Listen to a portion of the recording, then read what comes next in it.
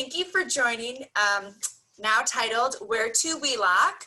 And we are in Dubai with the beautiful Lucy Parker. Lucy, please introduce yourself. Yes, thank you so much for inviting me. Actually, this isn't Dubai behind me, it is England.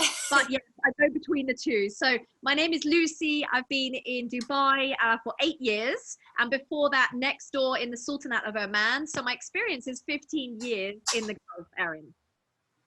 15 years. Yes. That's amazing. Yep.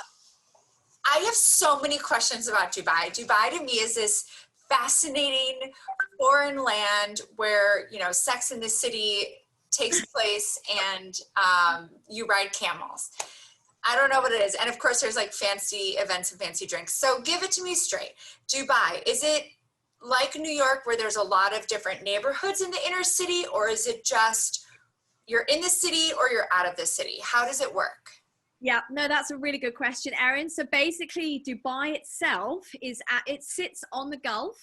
So we actually have a 50-kilometer long beachfront, really, if you look at it like that. So to get from one end of the city to another doesn't take that long. It's only about half an hour in a car because we have a 16-lane highway. It is tolled, but it means you can get places fast. Of course, at rush hour, like any other city in the world, you might be stuck in traffic, but generally, you can get places fast. And you know what I love about Dubai is you can live in the city, in downtown, right by the Burj Khalifa, you know, the world's tallest tower.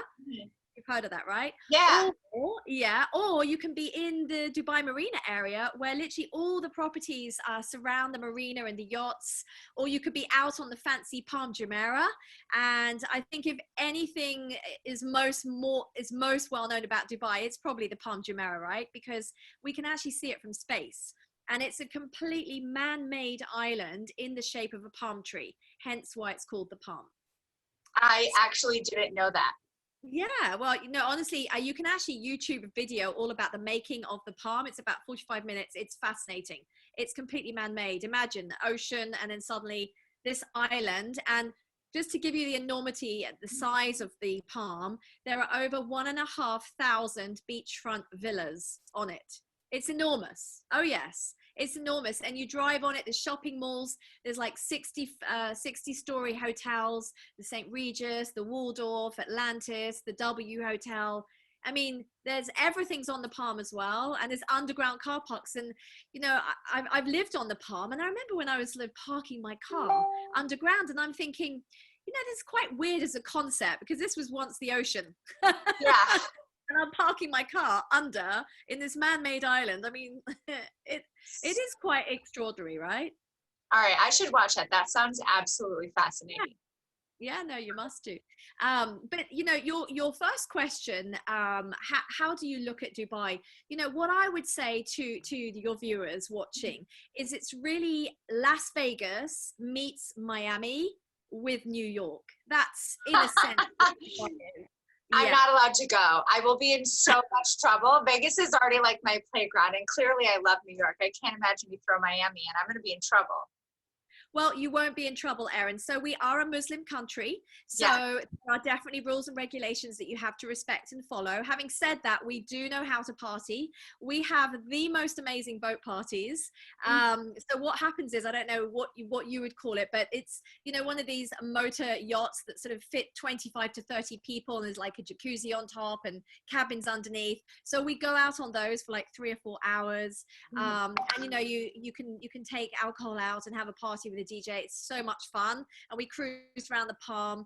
So I mean, we do party well, because although it's a Muslim country, what I love about the United Arab Emirates in Dubai is it's very respectful and tolerant of all religions and all walks of life. So that's great.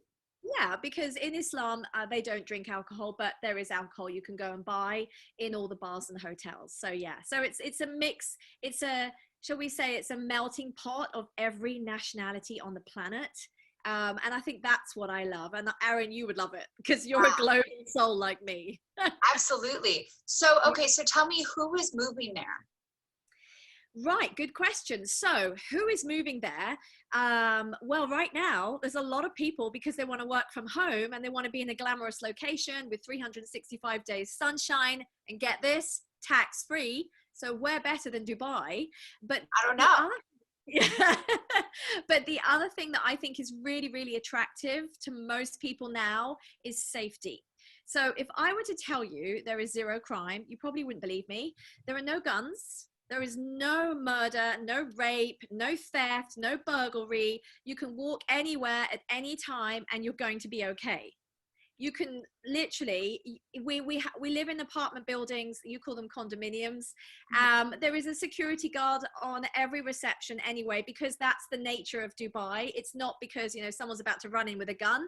It's just that's how Dubai's, you know, being laid out. But we leave our doors, some people leave their doors open in their apartments, you know, even when they have children in their houses, because nothing's going to happen to you. It's so safe. And I mean, Erin, I've traveled to over 70 countries. I've lived in 4 continents. And I used to think Iceland was the safest country in the world. This is safer than Iceland, just to give you an idea. Oh my gosh, I love that. Yeah. Wow. You know, it's funny because I didn't even think about safety, but I'm sure that is a giant concern for many people. Huge. Well, I'll tell you why. So, like in the States, you have a lot of people that are sort of moving from perhaps South America, Latin America. But in Dubai, we are so far away from you. We're really minimum 13 hours on a flight. That's huge. Okay. It's not just a quick flight away. So we actually don't have so many Americans that come to the United Arab Emirates. We attract, if you think about the geography of the world, we're very central. So we attract lots of Europeans, because the Europeans come straight down to escape the winters. So, and we're talking Europeans, including Russian, East European. We're talking Kazakhstan, Kyrgyzstan, Turkmenistan, Kazakhstan, did I say that already? And then things like Iran and Iraq, they all come. And then we've got Pakistan and India are our largest countries that bring in the expatriates and the residents. So all my clients are Indian or Pakistani. Oh, wow. Yes, because we're only an hour and a half flight from Bombay. And in fact, you can see Iran across the water from the very top, not from Dubai, sorry, because I've also lived in Oman. So when you're at the very north point of the Gulf, Iran is 20 miles away. You can see it, like you can see France from England. Yeah. Oh, yeah. Yeah. But what I was also going to say is you think about the Near East for us. So you've got Lebanon, Libya, Syria, and then you've got Jordan and all those countries in Egypt and Africa. All of these countries, nationalities, everybody comes to Dubai because it's within 4 to 5 hours flight. So it's a massive melting pot. And so are a lot of these people buying there as investors, or do these people move there because of things like now where they want to work from home and be in a great place? No, they're not moving because they want to work from home. Although, I mean, that's literally changing as we speak. So, you know, the stats are changing because of COVID. But no, the reason people are moving is, if you think about some of the countries I've mentioned, without going into too much detail, there's a lot of politically unstable countries there. Yes. And also a lot of African countries, right, where, you know, maybe some of the governments are a bit corrupt, and, you know, they perhaps want to settle with their families and have a safer environment for them to grow up in. You know, there are some countries where people are literally trying to leave to come to safer you know, homes and countries. So the other thing as well is that we now offer 100% business ownership. So anybody in the world can come and start a business in Dubai, and you no longer have to have a local sponsor, which was the case 3 years ago. Now you can fully own your own company. You can own your own property. So you're 100% free. And it's freehold, so it's yours. So I think that's really, really important for your viewers to understand that, Erin. And the other thing people love is that, again, if you go back to that world map, logistically, we're kind of right there for a lot of the different industries, shipping between the East and the West and the North and the South. We're right there. I didn't even mention the Chinese, by the way, but there's a lot of interest from the Chinese coming to invest and buy and live in Dubai as well. And everyone, I actually just pulled up my phone because this doesn't give comments. So I pull it up so we can see any questions, because I'm sure people have a lot of questions about this. Okay, all of that is fascinating and it makes so much sense, especially given the countries that are coming there, the safety that they're looking for. However, then I can't imagine that all of the lifestyle is the lifestyle that we spoke about with, you know, the big boats, going yachting. What is the other lifestyle, and does it just change by location? Or I feel like I had too many questions. Let's start with my first one. Okay. So, you know, that's a really good question, because you cannot come to Dubai unless you have a work visa. So you have to have employment before you arrive. Okay. Or start your own business. How does that work? Well, and this is very recent, you can apply to start your own business, and then you will have a work visa from your own business. But if you are coming, and the details I might not be exactly au fait with, because they're changing by the week, literally laws are being written as we speak, which is very exciting, because that really is the nature of Dubai. Everything changes by the week.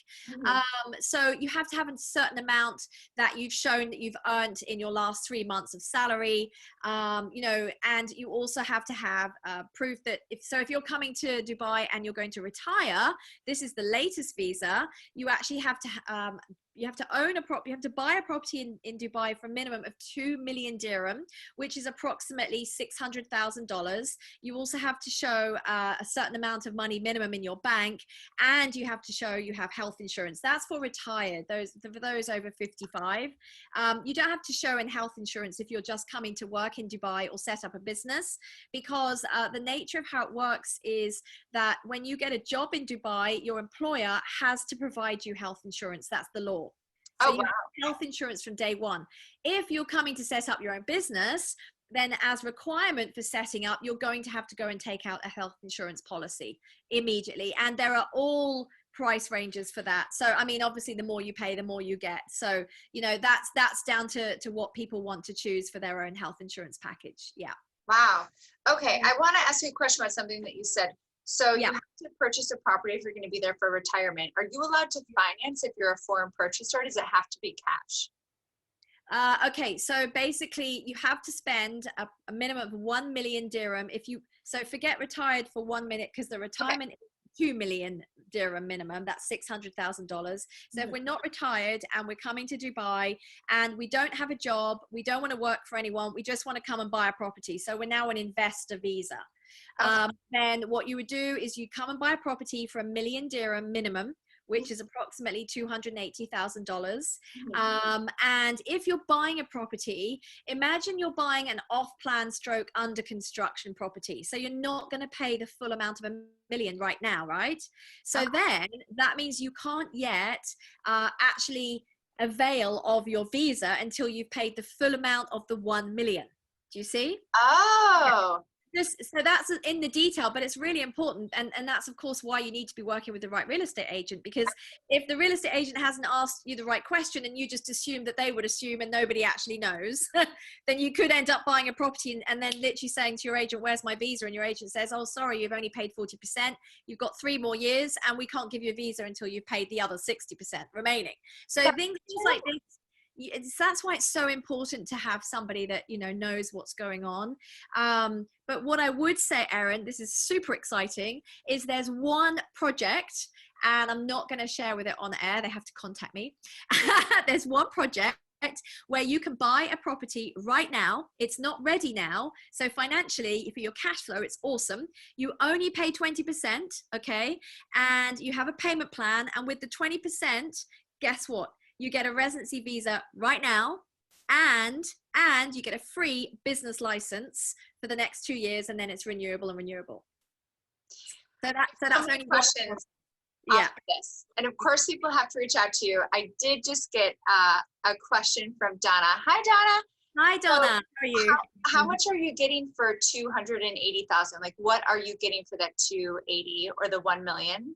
Yeah, so for 1 million, you can easily get a 1-bedroom apartment. And these would normally, because in the Gulf, we like bathroom en suite with every bedroom. So that's not standard for us non-Arabs, but in the Arab world, it's very standard. So a 1-bedroom really is an en suite and a guest toilet as well. So it's really important to note that.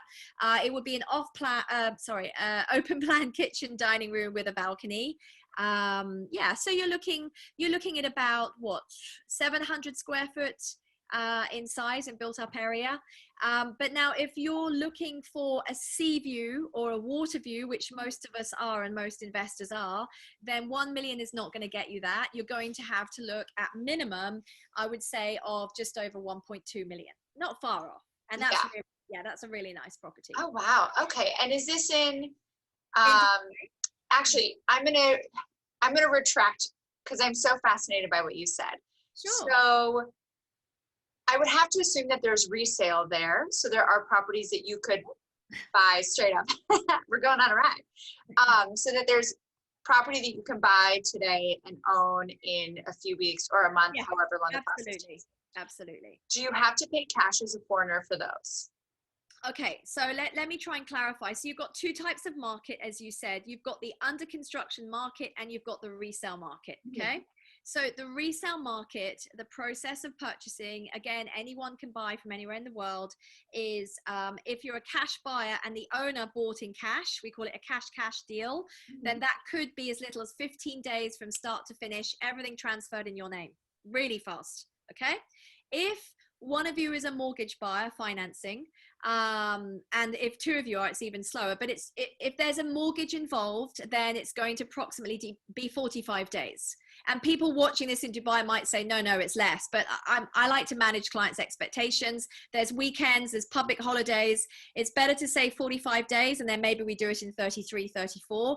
The other thing, of course, is don't forget, sellers and buyers are always traveling and have business and have meetings. And so it's trying to get all the parties together. So 45 days. Okay. And is there a certain percentage down cash that you have to pay? So what you do is when you find a property, then, so you're with an agent, and the way it works is that the buyer pays the fee. So the buyer pays the agency fee of 2%. Okay. That's standard in Dubai. And then what you do is you go to your agent and you give an offer to your agent, and your agent will offer to the seller.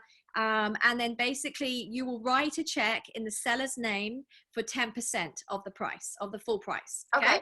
And then the agent holds your check, and then you start the sale process, and we actually create the sales and purchase agreement. So it's the legal document which is signed by the seller and the buyer to say, yes, I agree to sell at this price, yes, I agree to buy at this price. Okay. And then basically after that, the next step is the no objection certificate, because everything that's built in Dubai has been built by a developer, and the way it is in Dubai is it has to go back to the developer, who will say, yes, Erin, you're okay to sell your property to Lucy, and they give you a no objection certificate, and that will cost you, Erin, the seller, a couple of $100 dirhams. So you pay that, and then once we have that certificate, then we're good to go to the land department, all of us together, and that is transfer day. That's the day all the monies need to be on the table.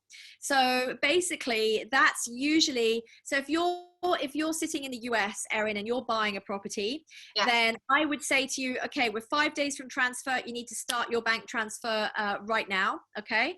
And what we would do is we would involve a third party, a lawyer, who would have an escrow account, and you would send the money to them, because you don't want to send it to the seller yet, right? Because you don't want to be sending the seller something until it's legally out of their name. So I wouldn't advise any of my clients to do that. So we include a conveyancer, and you send the monies to them. The conveyancer will have all the checks ready. They will also legally become your power of attorney. So you don't even need to fly from the US for the actual transfer day. One thing your viewers should be really aware of is that as an agent, I am not legally allowed to be a power of attorney. You're probably going to say, maybe you'll say that's normal in the US, but in Dubai, we're not allowed to be power of attorneys, and I completely agree with that. We're not allowed to take any monies for ourselves, as in you can't pay the agent or the agency. Everything has to go in the seller's name or to the Dubai Land Department name. You can't pay a seller by paying a real estate agent. Does that make sense? Yeah. Everything has to be legit. And then, so at transfer day, everyone's going to come to the table. So there's going to be checks. The buyer will also pay the agency fee as well, and that will be written to the agency, that 2% check. And then keys are exchanged, and any manuals like car, gate passes, garage keys, anything like that. And that's the day that you have a title deed, which now goes into your name as the new purchaser. Yeah. Wow. Okay. So you could you could finance up to 90%? No, no, no. So if you're a resident in Dubai, you can have financing now up to 80%. Okay. If you're not a resident, you can only borrow 50%, Okay. maybe 55 if you're lucky. So that, Erin, is why you can imagine everybody goes to under construction, because guess what? The developers are like your bank. They're just financing your payment plan over 3-5 years. Yeah. And that is why under construction off plan has been doing so well, because what you may not know is that 85% of the United Arab Emirates is made up of non-Emiratis, non-locals, expatriates. 85%. Okay. So then if you look at the real estate industry, it's not quite that for buyers, and it's becoming a bit more local recently, but I would say you're probably looking at about 70% expatriate stroke complete foreigners and 30% living in Dubai. So 70%. So I could, you know, see, that's why I do a lot of my business through social media. So somebody could contact me today from Australia or from France or from South Africa or from Peru. And I've never heard of them before in my life, and they want to buy a property in Dubai. So, you know, there's nationalities literally coming in from all over the world. It is so global, really is. Okay. I'm sorry, I'm going to ask you this question again. I'm just not understanding. So what is everyone moving there for? So what's everyone moving to Dubai? Because it's tax-free. Yeah. So remember, there's not many people from South America and America moving to us because we're so far away. So you've got to put your head on as if you're now European, as if you're African, as if you're from the Middle East, as if you're from India. People are looking. Some of those countries I've mentioned, they're looking for a better life, not democratic, a free world, a more civilized country. You know, without going into too much detail on here, you can understand what I'm trying to say. For safety, for countries where you can walk out of your front door and it's not dangerous. For, you know, you can put your money in the bank and it's safe. And for Western culture, yeah. It's like here in the States, how we have a lot of people that will move to certain states that don't have any income tax or different things like that, right? It would be that similar because it's so close. I mean, honestly, I really started to study migration habits more because it's just fascinating where people are coming from and for what. I mean, you know, we could sit here all night just talking about different nationalities and who comes for what reason, and I love all that, by the way. Yeah, I know. I'm like, let's do it. Let's do it. I love it. Okay, yeah. Perfect. So what percentage are these tall high rises? And then do you have any like single family homes? So single family home we call an apartment, right? Or a villa? Or do you, okay, so you mean the villa. Villas, yes. Okay, so basically we have apartments, we have penthouses, we have townhouses, we have villas, and we have beachfront villas, and we have beachfront mansions, and we have islands. We have it all, okay? All right. So you're asking me, do I have apartments? Yes, I do have apartments, but you need to tell me a bit more about what kind of apartment you want, Erin. What view? Go for it. Sorry? Okay, so I'd assume in the center, in the downtown Dubai area is really where you're finding more of the high rises. Where do you find the villas? Okay. Actually, high rises are all over Dubai. They're downtown and they're on the Palm and they're at the Dubai Marina. So they're literally all over. Okay, so where do you find the villas? We have some incredible golf courses. And you might think we're in a desert, 50 degrees, we have green golf courses. Yes, we do. And I'm from a golfing family, and these are PGA championship golf courses. So they're really good, okay? Yeah. So I think, don't quote me, I have a funny feeling we have about 12 golf courses in Dubai. 12. Nice. And so around all these golf courses are amazing villas and mansions, and there's literally something for every budget. So say you wanted a house, villa, where your back garden looked onto the golf course, you're looking at approximately 3 million dirham to start, which is approximately just under $1 million, just under. And that, just so you know, because they're resales, those will be older properties. So you may well have a few maintenance headaches. So they seem cheap online and on paper, but you're going to have headaches. I mean, look, one of the things that has surprised me in Dubai real estate is, you know, when we buy a car, we always check the history, right, of the car. Well, I tell you what, nobody checks the history when they buy a house for 12 times the amount of money, and it shocks Yeah. me. And some of these properties, they've never had anything done to them. They've had, we're in a 50-degree climate, not all the time. So our air conditioning units, we call it AC, they have to be maintained. They're on 24 hours a day for, some have them on all year round. I would have mine on probably 7-8 months to sleep easily at night. But your AC units get dirt and dust and they can blow up, and that costs a lot of money. So how do you know when you're going to view a house, how do you know that the AC unit on the roof is not about to explode? You don't. And the thing No is, inspections? and there's no inspections. No, there's only inspections if you, as a buyer, demand it. And guess what? If you were to say to me, Lucy, do you know an inspection company? I actually don't. Like, because nobody ever does it. Nobody. I know maintenance guys that come and they'll go and, they'll climb up a roof and check. But it's just, nobody does surveys. And in the UK, you have to do a survey, right? It's the law. So it's very different. So, when I say 3 million and everyone's getting really excited that that's pretty cheap for a golf course villa, that's an older villa. So if you wanted a brand new villa, all mod cons, then I would say you'd need to be looking at probably, you might get away with 5.5 million dirham. Yeah. Okay, so almost at that like 2.5 to 3 million mark. Divide that by 3, so it's about what, sort of 1.7 million dollars. Yeah. And some of these are on payment plans, so you don't even need to put all the money down right now. And Erin, we've even got some examples, and this is amazing, right?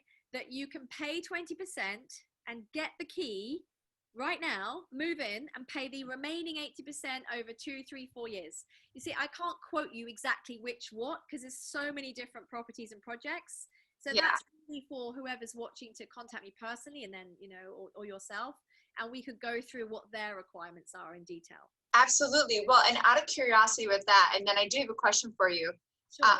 So that's great, right? 20% down, they're paying the rest over the next few years. That's something. Does the developer charge interest on that? No. I mean, if you're to look at the price of the property, it's probably going to be more expensive than a property that's already ready. Well, I mean, that goes without saying, because somebody's got to pay for the debt, right? So you are. But if it helps you in your cash flow, don't forget debt. Not all debt is bad debt, right? We know that. So if it helps you in your cash flow and your property's growing anyway in appreciation, it's not a bad idea. And for some people that are like, well, why would I? Because another thing, sorry, that keeps slipping. Another thing that's you're okay. That's really I should have pointed it out at the beginning, is if you imagine 85% are expatriates, that means we are visitors to the country. Okay, so we're not from here. Yeah. Now, when we arrive, do we all own a property on day one? No. So it's a captive rental market. Everybody has to rent. Okay. So it's been really good for investors. Returns are slightly down at the moment because of COVID, but they are everywhere in the world. So that's global. Okay. Yeah. But what I was going to say is, so imagine you're a family that's been renting a villa for 4 years, and then suddenly you have a developer that has this amazing payment plan. So you pay 20% down, and then you're living there and you're slowly saving up monthly what you'd have been paying out rent, but now you're paying it to a developer and you own it. So that's why a lot of the residents right now, especially since COVID lockdown, they all want more space and gardens. Everybody's converting from big apartments to the villas. So the villas are going like hotcakes right now. Yeah. And how is that rental market and the investment market? I know you said returns are down right now because of COVID. Yeah. What were they usually before COVID? So we were looking at returns of around about 7 to 8%. Okay. But what has been really exciting, and again, such a shame with COVID, what's happened to the whole world's sort of hospitality industry, is the last 3 years, the short-term rental market has grown enormously in Dubai.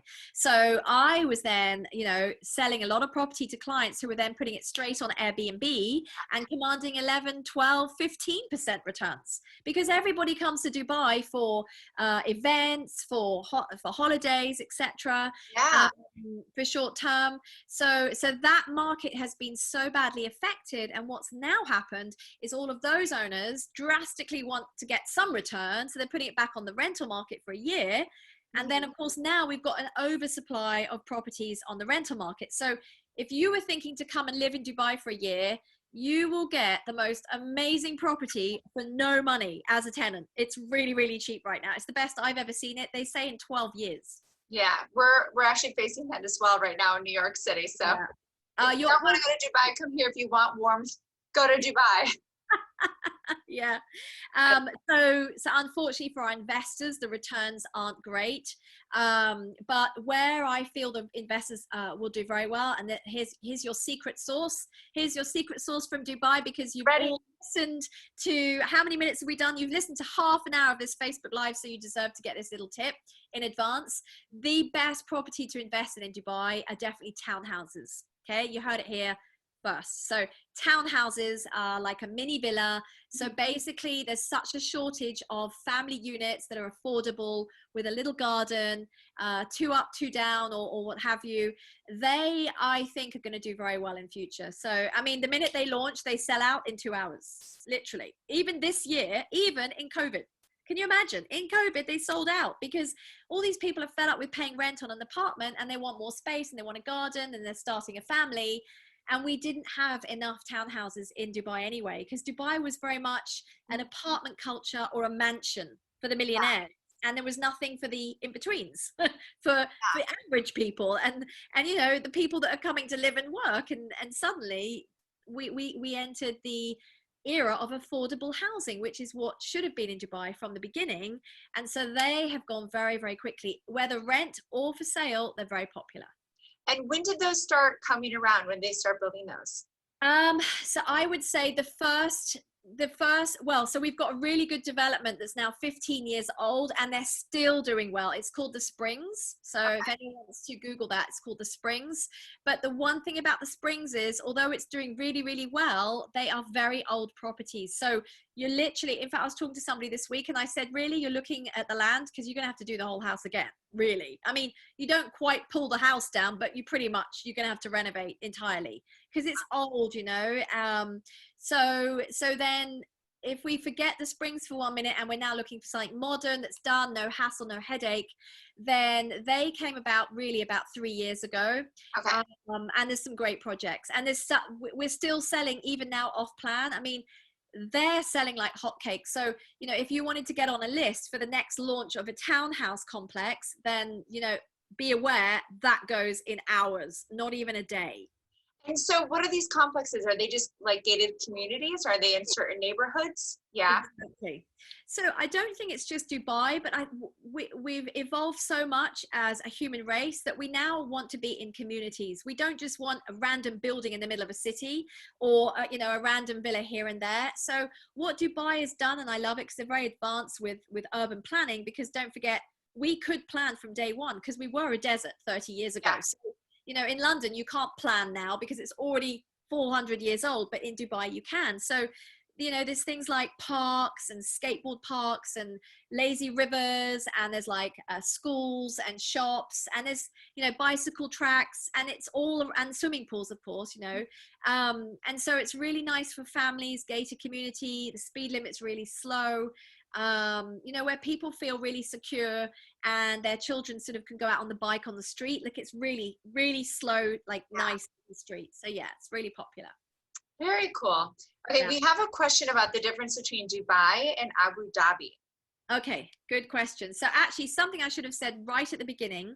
So believe it or not, Dubai is not a country. Dubai is an emirate, and it is one of 7 emirates that make up the country, which is the United Arab Emirates, known as the UAE, so that everybody knows that. And of course, so Emirates Airlines is the airline for Dubai as an emirate, and Etihad is the airline for Abu Dhabi as another emirate.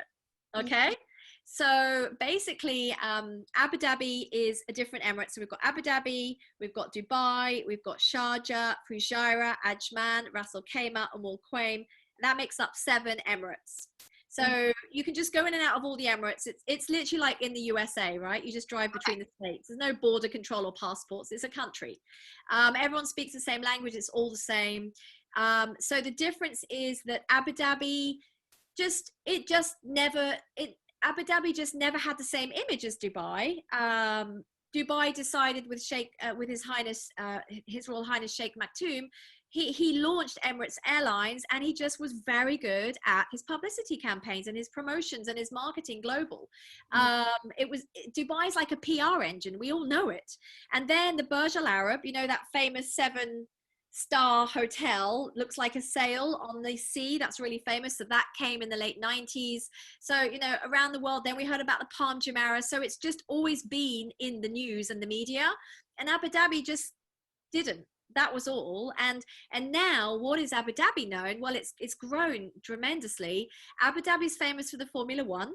It's also famous for Ferrari World. Everyone's heard of the fastest roller coaster in the world, which is the Ferrari roller coaster.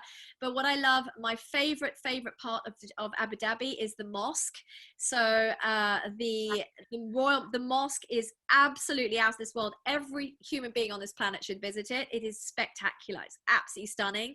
And if you go at around 4 o'clock in the afternoon, just as you finish and the sun's setting, you start to hear the call to prayer, which echoes around. I've got goosebumps because it really is like nothing else you'll experience in your life. And just be aware that when you visit a mosque, you must completely cover. So they have like a buyer's on rent or on sale at the door. So no one needs to stress in advance, or you can buy yourself one on a holiday.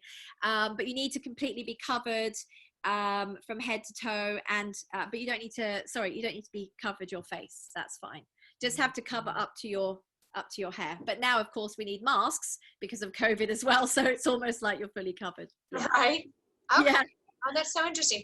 You know, it is fascinating when you say this, and I hate to repeat it and sound silly, but it's true. Dubai really is kind of the best PR game ever, because it was just put out there, right? Luxury world that is the top for the creme de la creme, and they just built this whole world around that perception of this is what we're going to put here. Yeah, and they did it. I mean, literally, for us real estate agents, what do we learn is the key to success. It's all about promoting. Well, there's no one that did it better than Sheikh Mohammed Al Maktoum, you know. And of course, the other thing you may or may not have heard about is that he holds the most expensive horse race in the world, the Gold Cup, which is every March. So we get your hats out, and they have like VIP tents, and then, you know, everybody goes, and we all dress up in the champagne, and you watch the horses, and that's a really exciting event. It's worth coming to, just even to people watch. That they have like they have fashion promenades and competitions. I mean, it's like best dressed couple. It's just out of this world. It's amazing. I really need to come. This sounds like such a fascinating place to go be, and right up my alley. Absolutely. Wonderful. Absolutely. So and I'm sorry, I know that I'm keeping you longer than I was originally planning. I hope that's okay for a couple more minutes. Oh, sure, carry on. I love talking about it. Yeah. Me too. So what is the lifestyle? I mean, you're saying that there are like these family communities, and there are all of these other types of lifestyles than what that PR world is. Yeah. Well, let's go back again to what I said at the beginning. So you can't come to Dubai unless you have a work visa.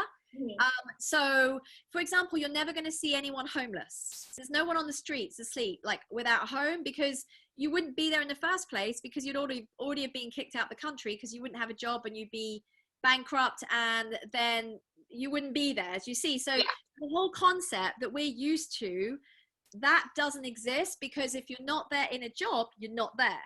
And same for, I mean, it's a bit newer, the concept for business owners, but you have to show in advance your financials, and things like you can't write a check if you're overdrawn. It's illegal. So, you know, that should be everywhere. Yeah. So if you write a check and it bounces, I mean, you don't get put in jail, but let's put it like this. You know, that's a serious offense. You cannot write a check and it bounces. So you've got to be really on the ball with your financials. You've got to know how much money you have, and, you know, sort yourself out. So yeah. Okay. And are there certain industries that are based there besides hospitality? I would have to imagine hospitality is one of the biggest, but besides that. So the main industry in the old days was actually pearl fishing. So there was shipping as well. So there's a lot of trade that goes on. There's also all the a lot of logistics, so a lot of warehousing, because in the Gulf we're kind of between Asia and Africa, and it's a safe place. Because if you think you've got the African coastline there, and no companies are going to go and store and have warehousing on that East African coast, you know, with all the piracy, so they all come to the Gulf because it's safe, right? So they come to Oman or the United Arab Emirates for warehouse and storage logistically between different continents. So it's a massive logistical hub now. And then the airline industry. Another one is conferences, MICE, you know, so events for all over the world. I mean, we have all sorts of different shows and conferences because they look at it as being geographically central. We import most of our food. We have fish, you know, local, we have fish. What else I'm thinking in terms of trade? You know, obviously it was an oil producing country, and that's I think that's also what Sheikh Mohammed did so well. And I think as an entrepreneur, I really I'm very aligned to his vision, because he really did have a vision 40 years ago that, you know, I can't depend on oil forever. I need to create a tourism hub that is like no other in the world. And by the way, he has his own biography. It's really worth reading. But you know, when they talk all about when a man has a definite purpose in life and a definite plan, well, there is no one else that had such a clear plan as Sheikh Mohammed. And you know, you see it now in Dubai, and you see these pictures of 20 years ago, and it was desert. Like Dubai Marina, when I first went on holiday, 2003, it was just sand, piles of sand. Today, 17 years later, it's completely high rise, glamorous, bars, shopping malls, boats, yachts, water. You just can't imagine that in 17 years. Just incredible. So yeah, definitely a man who had a vision, and I mean, the sky's the limit. You know, there's talk of the desert sort of between Abu Dhabi and Dubai potentially being one of the major hubs for space travel of the future for the whole globe. Seriously. Something else I should mention, Erin, for those who are watching and really want to get to Dubai now, we have the world's greatest show, Expo 2020, which is not going to be 2020 because it would have been in 2 weeks' time. But because of COVID, it's been put back 1 year. So next October 2021, it's a 6-month show. And I'm not sure if you know what an expo is, but it's a world show that happens every 6 years all over the world. And just to give some kind of idea of what this is about, the very first one, the Eiffel Tower, was revealed. Wait, I'm pausing you. Did you just say that this goes on for 6 months? Because I've been to expos for like a weekend. No, they go on for 6 months. So if people are thinking coming to travel, come at the same time as that. Because, you know, you come for 2 weeks and you can go a day in and chill at the beach or whatever. So, but what I was trying to say was, so at the first expo in Paris, they unraveled the Eiffel Tower. That's how big the expos are. At another one in the UK. Sorry? Keep going, my light is off. And another one, Alexander Bell unraveled the telephone as we know it today. And so, you know, I always say, well, gosh, what is going to be unraveled at Expo in Dubai? Because I know Dubai does everything bigger and better. So it's going to have to be something freaking awesome. So I was thinking, because I thought it was going to be in 2 weeks, I was like, oh, it's going to be a flying car. It's going to be a robot. Vaccine. Just kidding. We don't know. Yeah, but we don't know. So I mean, next year we're all going to find out, because it will be top secret, but there will be something truly incredible knowing Dubai. So yeah, so that's next year. Okay, so we all have to go there. I'm booking my ticket, number one. Number two, I'm now fascinated to know when over this 6 months do they unveil this? Is it right at the beginning? I don't know that, because I've never been to an expo. So I would imagine it will be right from day one, or maybe even the week before, because of course, you know, they want to attract visitors from, I mean, this year the stats were that 25 million visitors would come in these 6 months. So we don't know what the stats will be for next year, because of course the planet's changed as the way we live today with this COVID virus. But 25 million people is a lot. Yeah. So, and of course that's also another reason, because you've now got another year. So actually some of my investors are really happy, because maybe their properties weren't ready but now they'll be ready for the next expo, and then they can rent them out short term. And so it's exciting times for investors as well, if they have a little bit of a vision. And again, but you've got to get the right property in order to make sure that you can command that rent. So yeah. All right. I mean, okay. Whew. I feel like I've just learned so much. I also feel like we have to do this again because there's so much more that I want to learn. But thank you so much for your time. Is there any other thing that we should really plug in here last minute? And again, everybody write down your questions. Lucy will go through and answer them. I will put her contact information up on this. I'll tell you what, I'll tell you something that I always share. It's funny because I'm in real estate, but funny enough, before real estate, I used to be in tourism. I used to take people on holiday all over the world, Erin.